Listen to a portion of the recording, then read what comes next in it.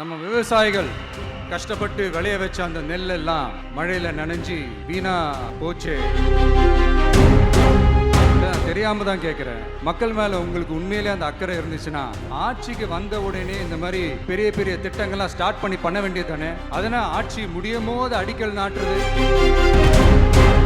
காவிரி பிரச்சனையில உன் கருத்து என்ன, முல்லை பெரியார் பிரச்சனையில உன் கருத்து என்ன, இப்படிலாம் அதெல்லாம் பத்தி உனக்கு என்ன தெரியுமா அப்படின்னு கேட்க ஆரம்பிச்சிருவாங்க. ஐயா, உலக மகா மேதைகளே, ROV ரிமோட்லி ஆபரேட்டட் வெஹிக்கிள், அதை வச்சு தண்ணிக்குள்ளேயே போய் அணைகளோட உறுதித்தன்மையை ஆராய்ச்சி பார்க்குற வரைக்கும் நான் எல்லாம் தெரிஞ்சுதான் வச்சிருக்கிறேன். சும்மா கருத்து சொல்லிக்கிட்டு கம்பு சுத்திக்கிட்டு இருந்தா எல்லாமே நடந்துருமா? நசன் பேசி பேசி அதை கேட்டு மக்கள் வெறுத்து போயிட்டாங்க. உருப்படியா ஏதாவது யோசிங்கயான்னு மக்கள் நினைக்கிறத யாருக்கு தெரியுதோ தெரியலையோ, எனக்கு அது நல்லாவே தெரியுது. தர்மத்தாயின் தவ புதல்வரே, வருக வருக வருக.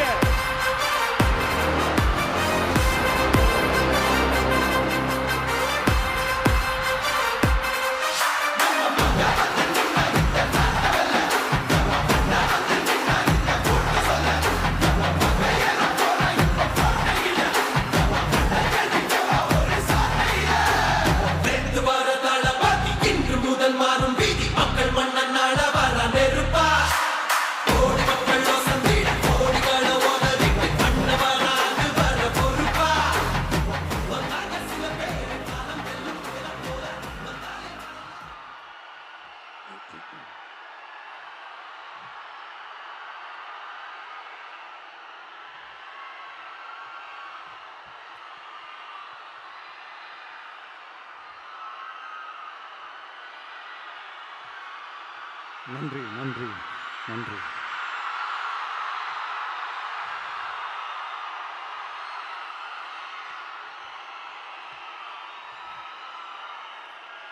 நான் போன மீட்டிங்கில் வேலூரில் பேசும்போது சொல்லியிருந்தேன், தமிழ்நாடு தான் விஜய் தான் தமிழ்நாடு அப்படின்னு நான் சொல்லியிருந்தேன். அது ஏன் அப்படி சொன்னேன் அப்படின்னா, தமிழ்நாட்டு மக்களுடைய ஒரே பிரதிநிதியாக, உண்மையான ஒரு பிரதிநிதியாக நாம் மட்டும்தான் இருக்கிறோம் அப்படின்றதுக்காக தான் அப்படி நான் சொன்னேன். அப்புறம் அந்த தேர்தல் பற்றியும் நான் சொல்லியிருந்தேன். தமிழ்நாடு வர்சஸ் ஸ்டாலின் சார், அதாவது விஜய் வர்சஸ் ஸ்டாலின் சார், அதையும் நான் சொல்லியிருந்தேன். அப்புறம் இன்னொரு கேள்வியும் கேட்டிருந்தேன்.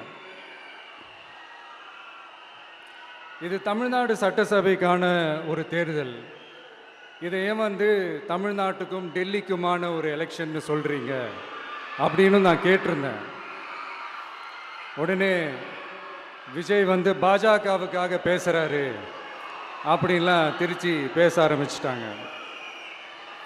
அப்புறம் ரெகுலராக ஒன்று பண்ணுவாங்கல்ல, நம்மளுடைய சிறுபான்மை சகோதரர்களை பயமுறுத்தி ஒரு ஏமாத்து வேலை ஒன்று செய்வாங்கல்ல, அது இனிமே அவங்களால தொடர்ந்து செய்ய முடியாதுன்னு அவங்களுக்கு தெரிஞ்சு போச்சு. அதனால தான் நான் என்ன பேசினாலும் அதை திருச்சி பேசுறது, அந்த தில்லு முள்ளு வேலைகள்லாம் அவங்க செய்ய ஆரம்பிச்சிட்டாங்க. சென்னையில் டெல்லின்னு கூவுறதும், அடிக்கிற கொள்ளைக்கு ரைடு வந்துட்டா டெல்லிக்கு வெள்ளை கொடை பிடிக்கிறதும்,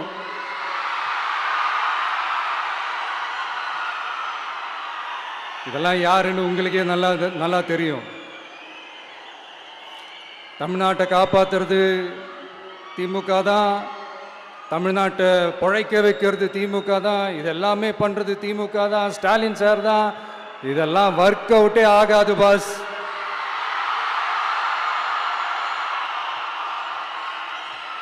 சின்ன பசங்களாம் சொல்ல ஆரம்பிச்சிட்டாங்க, ஓம் சக்தி பராசக்தி, திமுக ஒரு தீய சக்தி.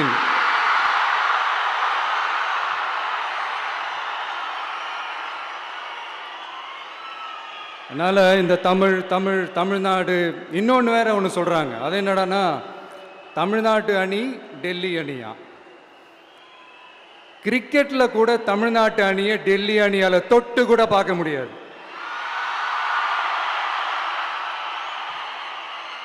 அப்படி இருக்கும்போது கிரிக்கெட்லயும் விசில போடுறது தமிழ்நாடு தான். சிஎஸ்கே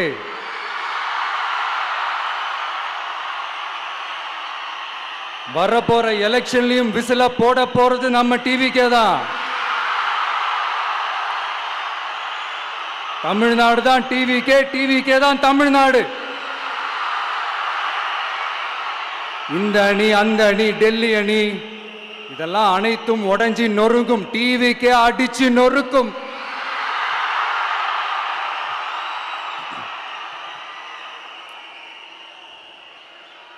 எனக்கும் என்னுடைய மக்களுக்கும் நடுவுல வேற யாராலையும் உள்ள நுழையவே முடியாது. இது ஒரு அம்மா பையன் உறவு, அப்பா புள்ள உறவு, அண்ணன் தங்கச்சி உறவு, அண்ணன் தம்பி உறவு, அக்கா தம்பி உறவு. இது சும்மா ஒரு எலெக்ஷனுக்கு வந்த உறவு அப்படின்னு நினைச்சிடாதீங்க. இது இயற்கையாகவே அமைஞ்ச உறவு. இது எவ்வளவு டீப்பான உறவுன்றது நான் உணர்ந்திருக்கிறேன். அதே மாதிரி நம்ம தமிழ்நாடு மக்களும் இதை உணர்ந்து இருக்கிறாங்க. இன்னும் சிம்பிளா சொல்லணும்னா, மற்றவங்களுக்கு வேணா இது எலெக்ஷன், ஆனா எனக்கும் என்ன நேசிக்கிற மக்களுக்கும் இட் இஸ் an emotion.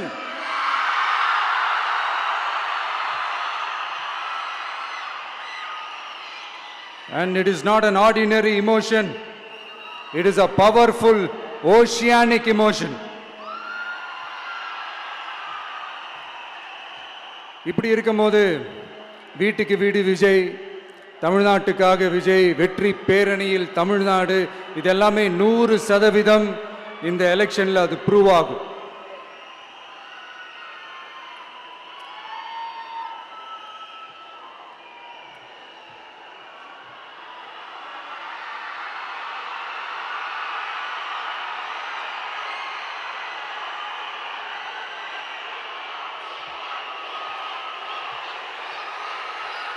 நீங்க எல்லாரும் எனக்கு இன்னொரு உறுதிமொழியை ஒன்று கொடுக்கணும்.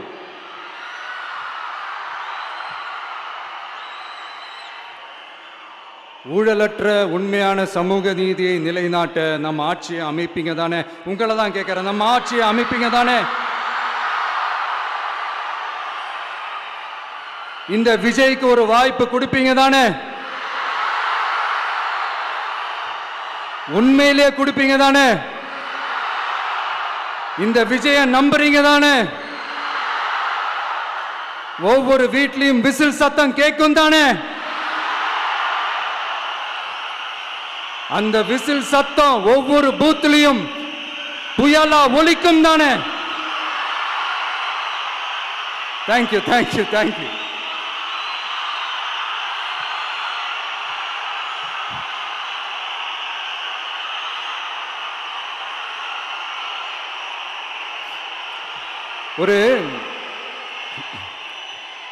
ஒரு டாக்டர் இருக்காருன்னா நாம் எப்போ அவரை பற்றி யோசிப்போம்? இப்போ நமக்கு ஏதாவது உடம்பு சரியில்லை அப்படின்னா அவரை யோசிப்போம், அவர் ஞாபகம் வரும். அது மாதிரி நமக்கு ஏதாவது ஒரு பிரச்சனை அப்படின்னா ஒரு வக்கீலை தேடிப்போம், அவர் ஞாபகத்துக்கு வருவார். இது மனித இயல்பு.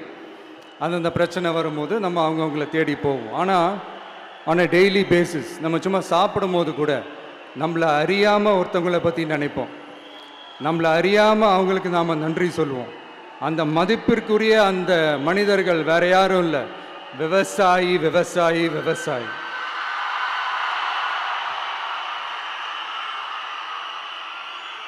அவங்க பார்க்கறதுக்கு வேணா சாதாரணமாக இருப்பாங்க, ஆனால் அவங்க சாதாரணமான மனிதர்கள்லாம் கிடையாது.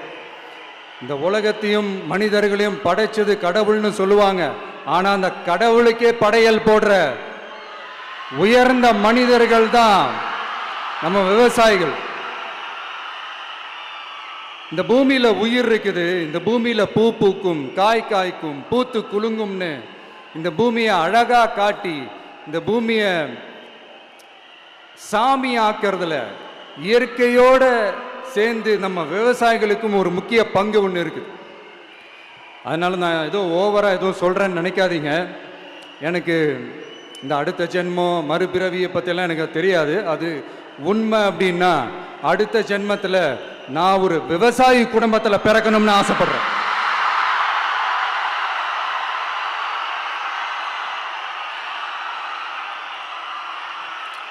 எனக்கு விவசாயத்தை பற்றி டீட்டெயில்டாக தெரியாது தான், நான் ஒத்துக்கிறேன். அதனால் மற்றவங்க மாதிரி நானும் டெல்டாக்காரன் தான் அப்படின்னு உங்கள் காதில் டால்டா ஊத்தலாம் நான் வரல. எனக்கு விவசாயத்தை பற்றி டீட்டெயில்டாக தெரியலனா கூட அவங்க படுற கஷ்டங்களை பற்றி எனக்கு நல்லாவே தெரியும். நம்மளுடைய முதல் அரசியல் பயணம் தொடங்கினதே அந்த பரந்தூர் விஷயத்தை கையில் எடுத்து தான். அதனால் நம்மளுடைய இந்த ஆட்சி அமைஞ்சதும் தீர்க்க வேண்டிய முக்கியமான பிரச்சனைகள்ல நம்மளுடைய விவசாய பிரச்சனைகளும் ஒன்று. முதல்வர் அவர்களுக்கு இந்த மாதிரி நீங்கள் அது செஞ்சிட்டேன் இது செஞ்சிட்டேன் அப்படின்னு நிறையா பெருமையாக சொல்லிக்கிறீங்களே, ஒரு அடிப்படை ஒரு பிரச்சனையை பற்றி ஒன்று பேசுவோமா? கொஞ்ச நாளைக்கு முன்னாடி ஐநா சபை ஒரு ரிப்போர்ட் ஒன்று வெளியிட்டிருந்தாங்க. அது கூட தினத்தந்தி நியூஸில் கூட வந்துச்சு. உடனே கூகுள் பண்ணி எதுவும் தேடாதீங்க, உங்கள் ஏஜென்சி வச்சு எதுவும் சர்வே கிருவே எடுக்காதீங்க. எதுக்கு உங்களுக்கு சிரமம்? நானே என்னன்னு சொல்கிறேன். தண்ணீர் திவால் அப்படின்ற அந்த தலைப்பில் தண்ணியே இல்லாமல் திவால் ஆக போகுது அப்படின்ற அந்த கட்டுரை படிக்கும்போது உண்மையிலேயே மனசுக்கு ரொம்ப பகீர்னு இருந்தது.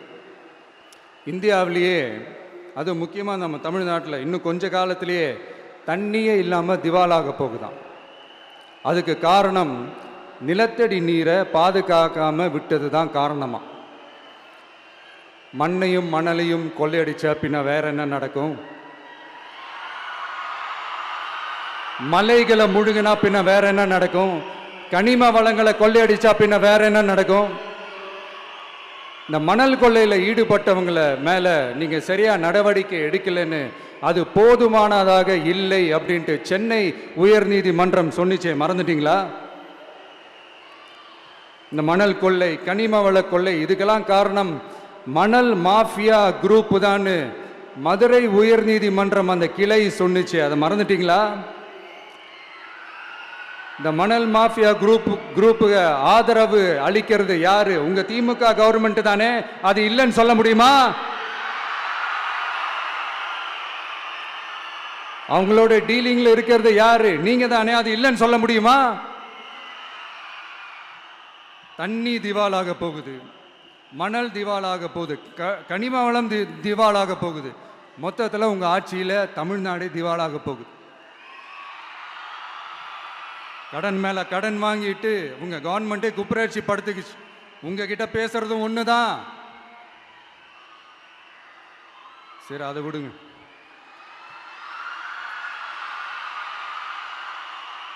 நம்ம விவசாயிகள் கஷ்டப்பட்டு விளைய வச்ச அந்த நெல்லெல்லாம் மழையில் நனைஞ்சி வீணா போச்சே. டெல்டாக்காரன்னு சொல்லிக்கிற நீங்கள் அதை எதாவது கவனிச்சிங்களா? அவங்களுடைய போராட்டம் எதுக்காவது கூட போய் நின்றுக்கிறீங்களா? கூண்டாஸில் மட்டும் போடுவீங்க. இதானே உங்களுடைய அந்த சாதனை. பரந்தூர் பிரச்சனை, உங்களுடைய உண்மையான நிலைப்பாடு என்ன? மேல்மா விஷயத்தில் உங்களோட உண்மையான நிலைப்பாடு என்ன? தமிழகத்தில் இருக்கிற எல்லா ஆறுகளையும் இணைப்போம், இந்தியாவிலேயே நாங்கள் தான் அதை பற்றி ஃபஸ்ட்டு யோசித்தோம் அப்படின்னு பெருமையாக சொல்லிக்கிற இந்த திமுக கவர்மெண்ட் அவங்களுடைய நாக் என்னன்னு சொல்லவா? இந்த மாதிரி பெரிய பெரிய திட்டங்கள்லாம் ஆட்சிக்கு வந்த உடனே செய்ய மாட்டாங்க. அந்த ஆட்சி முடிகிற டைமில், அந்த கடைசி 6 மாதம், அந்த 1 வருஷம், அந்த 1.5 வருஷத்தில் அதுக்கான திட்டத்தை கொண்டு வருவாங்க, அதுக்கான அடிக்கலை நாட்டுவாங்க. அதுக்கப்புறம் எலெக்ஷன் வரும், தோத்துருவாங்க. கேட்டால் எங்கள் ஆட்சி தான் முடிஞ்சிருச்சே அப்படின்னு நாடகம் ஆடுவாங்க. இல்லை, நான் தெரியாமல் தான் கேட்குறேன். மக்கள் மேலே உங்களுக்கு உண்மையிலே அந்த அக்கறை இருந்துச்சுன்னா ஆட்சிக்கு வந்த உடனே இந்த மாதிரி பெரிய பெரிய திட்டங்கள்லாம் ஸ்டார்ட் பண்ண வேண்டியது தானே. அதனால் ஆட்சி முடியும் போது அடிக்கல் நாட்டுறது. ஓட்டுக்காக என்னென்னலாம் பேசுவீங்க, ஆனால் மக்கள் இதெல்லாம் நம்புறதுக்கு அவங்க ஏமாளிங்க நினச்சிங்களா? மக்களே, நம்மளுடைய ஆட்சி அமைஞ்சதும் இந்த மாதிரி பெரிய பெரிய திட்டங்கள்லாம் உடனே ஸ்டார்ட் பண்ணுவோம். அதை அந்த 5 வருஷத்துக்குள்ள அதை முடிக்கவும் ட்ரை பண்ணுவோம். ஸோ இப்படிலாம் நம்ம பேசினா காவிரி பிரச்சனையில் உன் கருத்து என்ன, முல்லை பெரியார் பிரச்சனையில் உன் கருத்து என்ன, இப்படிலாம் அதெல்லாம் பற்றி உனக்கு என்ன தெரியுமா அப்படின்னு கேட்க ஆரம்பிச்சிருவாங்க. ஐயா, உலக மகா மேதைகளே, ROV, ரிமோட்லி ஆப்ரேட்டட் வெஹிக்கிள், அதை வச்சு தண்ணிக்குள்ளேயே போய் அணைகளோட உறுதித்தன்மையை ஆராய்ச்சி பார்க்குற வரைக்கும் நான் எல்லாம் தெரிஞ்சு தான் வச்சிருக்கிறேன். ஒருத்தன் சைலண்டாக இருக்கான், அமைதியாக இருக்கான்னா உடனே அவனுக்கு எதுவுமே தெரியாதுன்னு நினச்சிடாதீங்க. சும்மா கருத்து சொல்லிக்கிட்டு கம்பு சுற்றிக்கிட்டு இருந்தால் எல்லாமே நடந்துருமா? நசன் பேசி அதை கேட்டு மக்கள் வெறுத்து போயிட்டாங்க. உருப்படியா ஏதாவது யோசிங்கயான்னு மக்கள் நினைக்கிறத யாருக்கு தெரியுதோ தெரியலையோ, எனக்கு அது நல்லாவே தெரியுது.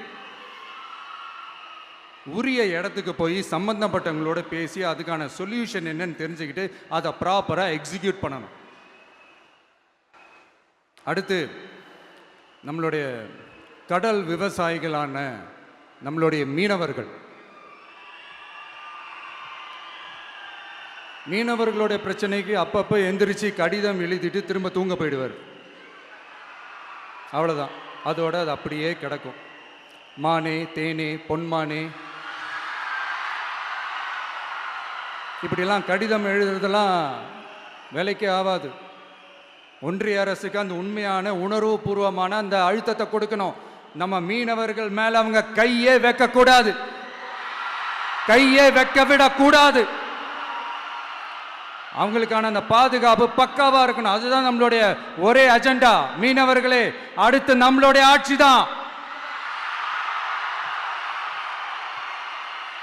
கவலைப்படாதீங்க, தைரியமா இருங்க, உங்களுக்கான பாதுகாப்பு பக்காவா இருக்கும். இப்படி இருக்கும்போது அடுத்ததும் நாங்க தான் அப்படின்னு சிஎம் சார் சொல்லுவாங்க. அதெல்லாம் நடக்கவே நடக்காது. 2வது முறை வந்ததெல்லாம் சரித்திரமே கிடையாது. இந்த சைனால கிரேட் வால் ஆஃப் சைனா கேள்விப்பட்டிருப்பீங்க. அதோடைய நீளத்தை விட பெரிய டாஸ்க் இது. ஆனானப்பட்ட அவங்க அப்பாவாலே முடியல.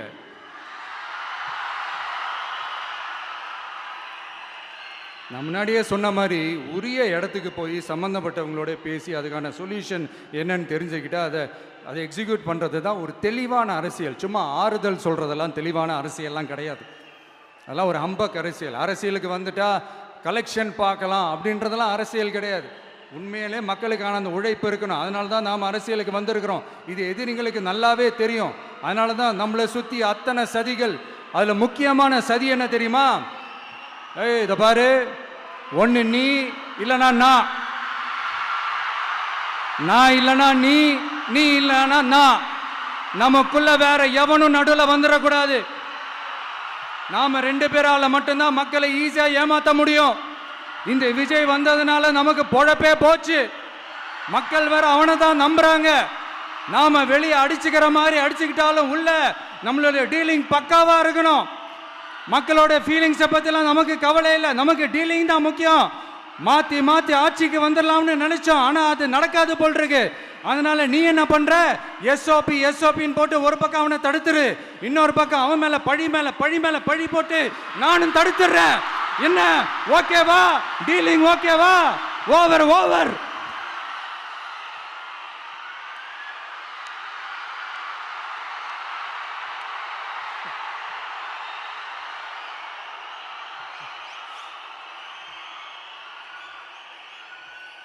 இல்லைங்க, உண்மையிலேயே சிரிக்கிறதா என்ன பண்ணுறதுன்னு எனக்கு தெரியல. உண்மையிலே இப்படி தான் இருக்கு அவங்க டீலிங்லாம்.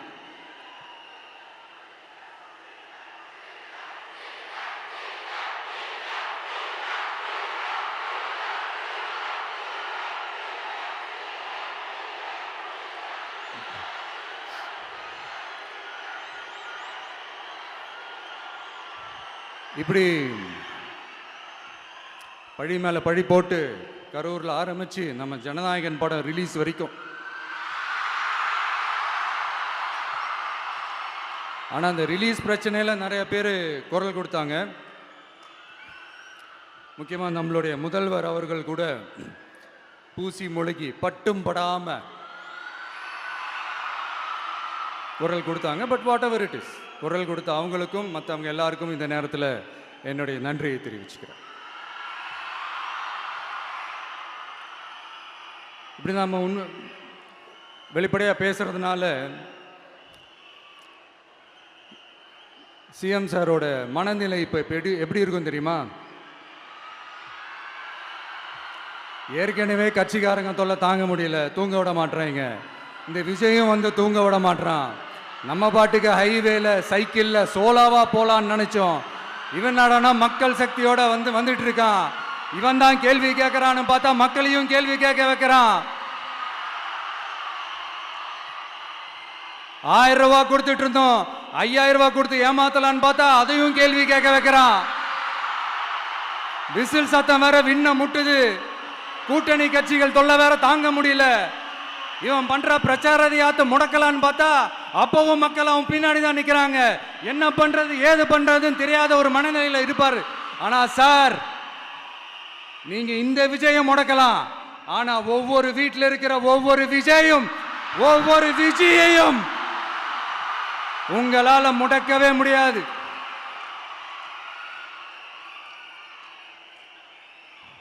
அவங்களாம் ஆல்ரெடி பிரச்சாரத்தை ஸ்டார்ட் பண்ணிட்டாங்க சார்.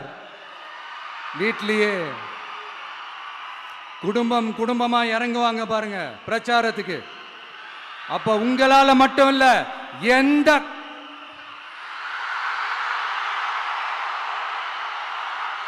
யாராலையும் தடுக்க முடியாது.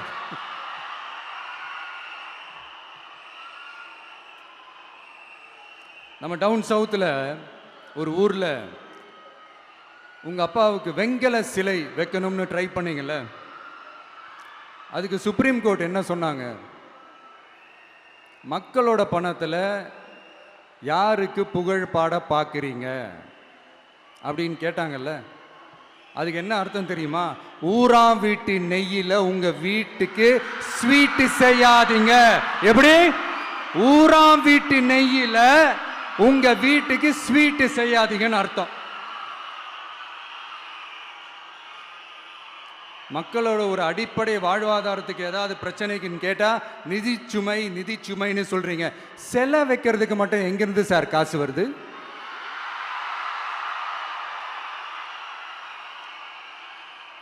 முதல்ல மக்களுக்கு அந்த சோறுக்கு வழி பாருங்க சார். சிலை வைக்கிறத பத்திலாம் அப்புறமா யோசிக்கலாம். கேஸ் சிலிண்டருக்கு மானியமா 100 ரூபாய் தரேன்னு சொன்னீங்களே, என்னாச்சு?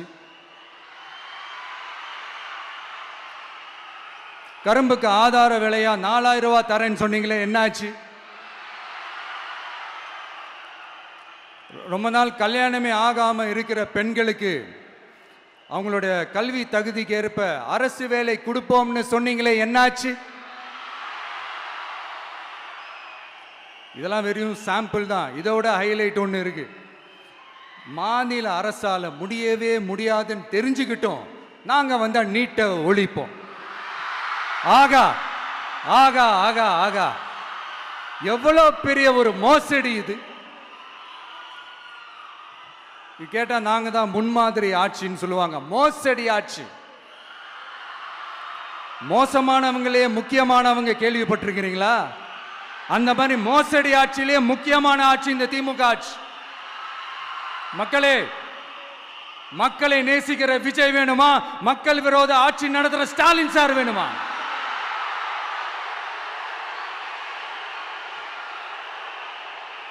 இந்த விஜய் நம்புறீங்களா, ஸ்டாலின் சார் நம்புறீங்களா?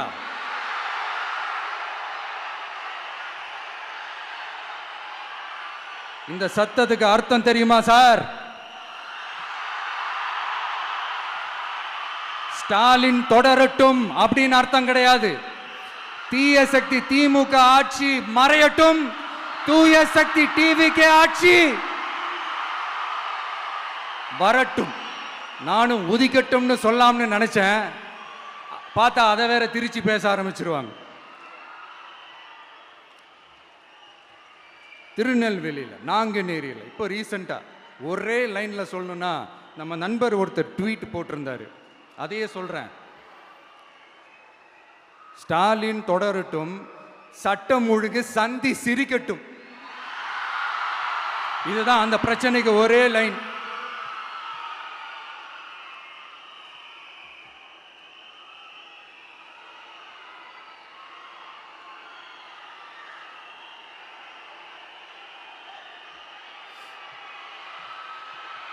மக்களே, காஞ்சிபுரத்தில், வேலூர்ல எல்லாம் நம்மளோட விஷனை பற்றி சொன்னோம் இல்லையா? அதே மாதிரி இங்கேயும் சில விஷன்ஸை சொல்லணும். இது மற்றவங்க மாதிரி தேர்தல் வாக்குறுதின்னு சொல்லி ஏமாத்துறது கிடையாது. நம்மளை நம்புகிற மக்களுக்கு நம்பிக்கை தர்றது. நம்ம ஆட்சிக்கு வந்ததும் இதெல்லாம் செய்ய நடவடிக்கை எடுப்போம்னு சொல்கிறது. டெல்டா விவசாயிகள் சமீபத்தில் கூட உரத்தட்டுப்பாட்டை சந்திச்சிங்கல்ல. சில பேர் உரத்தை பதுக்கி வச்சு அதிக விலைக்கு விற்றதா நியூஸ்லாம் கூட வந்துச்சு. நம்ம டிவிக்கு ஆட்சி வந்ததும் உரத்தட்டுப்பாடு இல்லாமல் பார்த்துக்குவோம். 5 ஏக்கர் வரை நிலமுள்ள விவசாயிகள் வேளாண் கூட்டுறவு வங்கிகளில் வாங்கிய பயிர் கடன் முழுமையாக ரத்து செய்வதற்கும், 5 ஏக்கருக்கு மேல் உள்ள விவசாயிகள் வேளாண் கூட்டுறவு வங்கிகளில் வாங்கிய பயிர்க்கடன் 50% வரை ரத்து செய்வதற்கான சாத்திய கூறுகளை ஆராய்ந்து உறுதியாக நடவடிக்கை எடுப்போம். திமுக மாதிரி எல்லாருக்கும்னு சொல்லிட்டு அதுல தகுதி ஃபிக்ஸ் பண்ணி பாகுபாடு காட்டி ஏமாற்ற மாட்டோம். எல்லாத்தையும் வெளிப்படையாக சொல்லுவோம். 2 ஏக்கர் வரை நிலமுள்ள விவசாயிகள் மற்றும் நிலமற்றவர்கள் குடும்பத்தில் யாரும் மாநில மற்றும் ஒன்றிய அரசு ஊழியராக இல்லாமல் இருக்கும் பட்சத்தில் அவர்களின் குழந்தைகளின் பொறியியல் மற்றும் மருத்துவம் உள்ளிட்ட தொழிற்கல்வி முதல் அனைத்து வகை படிப்புகளுக்குமான முழு செலவையும் அரசே ஏற்கும்.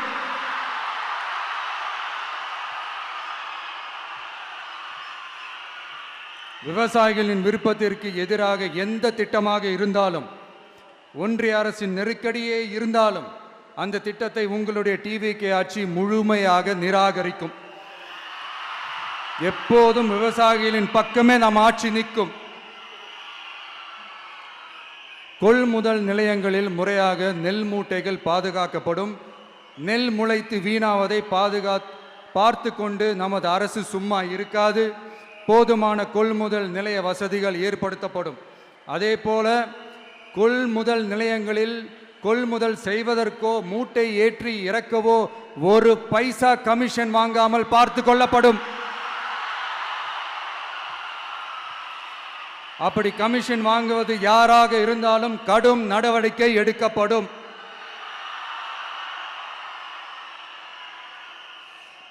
ஐநூறு ரேஷன் கார்டுகளுக்கு 1 ரேஷன் கடை என்ற வரையறை நிர்ணயிக்கப்படும்.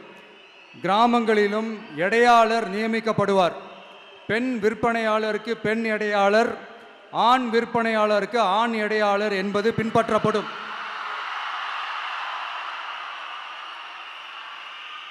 ரேஷன் கடைகளில் அரிசி தவிர அனைத்து பொருள்களும் பாக்கெட் செய்து விநியோகிக்கப்படும். மீனவர்களுக்கு ஒன்றிய அரசு சட்டப்படியான பாதுகாப்பை உறுதி செய்ய வேண்டும். அதற்கான உண்மையான உணர்வுபூர்வமான அழுத்தத்தை ஒன்றிய அரசுக்கு நமது டிவிக்கு அரசு கொடுக்கும். நான் மீண்டும் சொல்றேன். கல்வி, மருத்துவம், ரேஷன், குடிநீர், சாலை வசதி, பஸ் வசதி, இது மாதிரி அடிப்படை விஷயங்களுக்காகத்தான் நம் அரசு முதல்ல முக்கியத்துவம் கொடுக்கும். எனக்கு நம்மளோட குழந்தைகள், நம்ம பெண்கள், நம்ம இளைஞர்கள் லைஃபுக்கு முன்னுரிமை கொடுக்கணும்.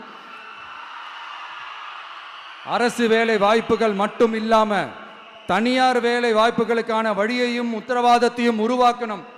அப்படி நாம் உருவாக்கிட்டாலே அவங்களுக்கான ரூட்டை நம்ம இளைஞர்கள் அவங்களே தேர்ந்தெடுத்துப்பாங்க.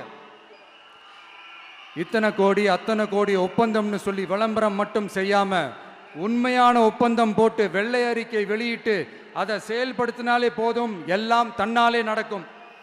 இங்க என்னனையும் சொல்ல நினைக்கிறேன்.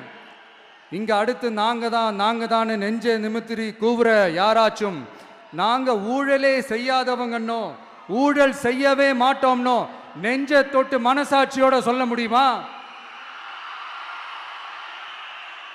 ஆனா நாம இன்னைக்கு இல்ல, ஆட்சிக்கு வந்ததுக்கு அப்புறமும் ஓப்பனா தில்லா கட்ஸா சொல்லுவோம், ஊழல் லஞ்சம் இல்லாத ஒரு ஆட்சியை கொடுக்க உண்மையா ட்ரை பண்ணாலே போதும், எல்லாம் தன்னாலே நல்லா நடக்கும். எல்லாரும் கொஞ்சம் கை இப்படி வைங்களேன். எங்க ஓட்டு எங்க உரிமை, எங்களை யாரும் விலைக்கு வாங்க முடியாது. எங்க ஓட்டு விசில் சின்னத்துக்கு தான். யாரையும் நம்பி ஏமாற மாட்டோம். எங்க வார்த்தையிலிருந்து மாற மாட்டோம். இது நிஜம். தேங்க்யூ.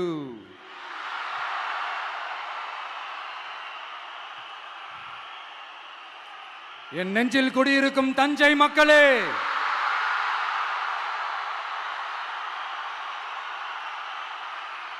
என் நெஞ்சில் குடியிருக்கும் வேலூர் மக்களே, வேலூர்ல இதை நான் சொல்ல மறந்துட்டேன், சாரி. உங்களுக்காக இங்க நான் சொல்றேன், உங்களோட நான் இருக்கேன், நம்மளோட நம்ம மக்கள் இருக்கிறாங்க. இதுக்கு மேல என்ன வேணும்? கான்பிடென்ட்டா இருங்க, நல்லதே நடக்கும், வெற்றி நிச்சயம். மீண்டும் சந்திக்கும் வரை நன்றி, வணக்கம்.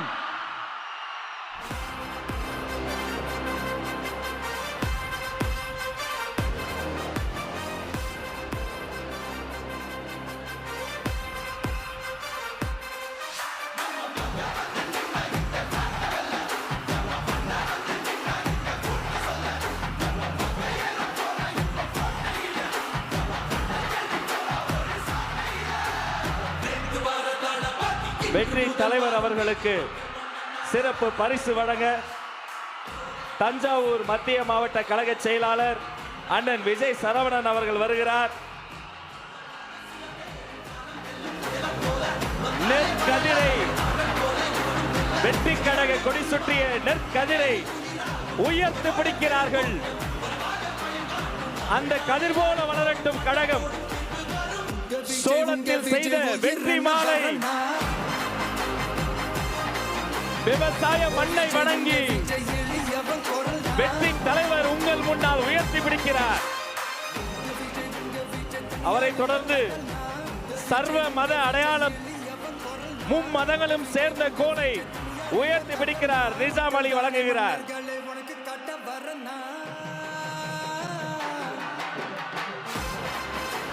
அவரை தொடர்ந்து மதன் அவர்கள் வழங்கக்கூடிய வெற்றி கப்பல்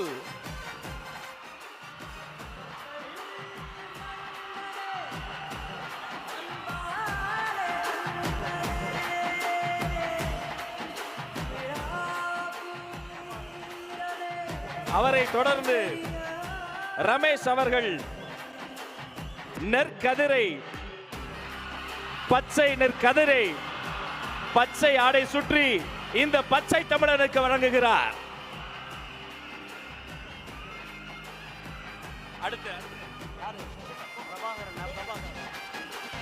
வெற்றி தலைவருக்கு அண்ணன் பிரபாகரன் வெற்றி செங்கோலை வழங்குகிறார்.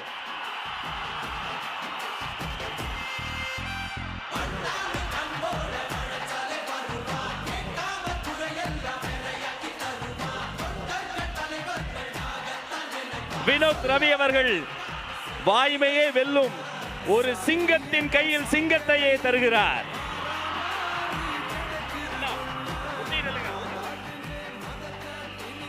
அசாருதீன் அவர்கள் தளபதி திருவுருவம் பொதித்த தளபதி உருவம் பதித்த செங்கோலை தருகிறார்.